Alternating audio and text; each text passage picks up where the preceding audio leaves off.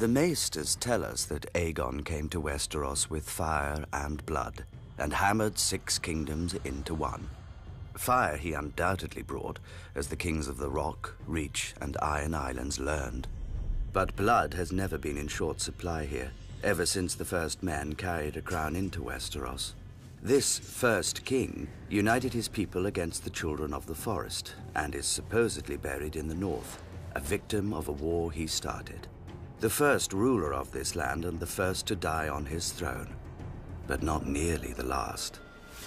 For thousands of years afterwards, 1,000 kings rose and fell, dying in their beds, in their battles, in their guards' and mistresses' arms. The age of heroes sounds pretty, until you realize what makes a hero, killing the enemies of his king. And to a king, there is no greater enemy than other kings. The Starks and Boltons, the Gardeners and Storm Kings, the Ironborn and everyone else. Even the mighty Targaryens were not immune from shortened reigns. Aegon's own son, Maegor the Cruel, was killed by the very Iron Throne his father had forged, if you believe the tales. If you don't, then perhaps the Cruel is not a wise name for a king to earn. Daeron, first of his name, tried to finish his ancestors' work and bring Dawn into the fold.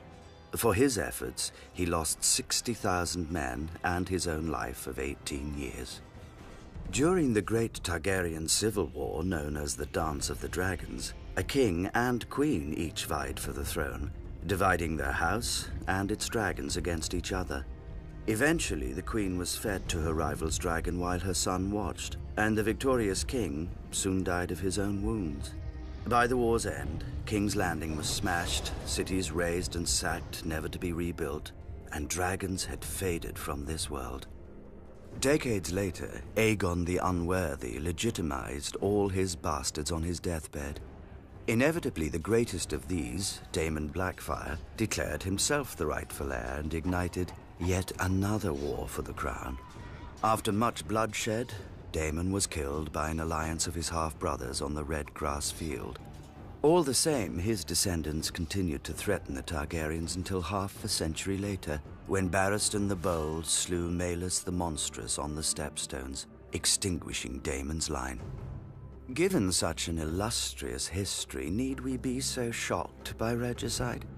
A war of 5 kings can end only one way, with the death of 4. Yet even in times of peace, a wise ruler knows that when men bend the knee to a king, too often they rise holding daggers.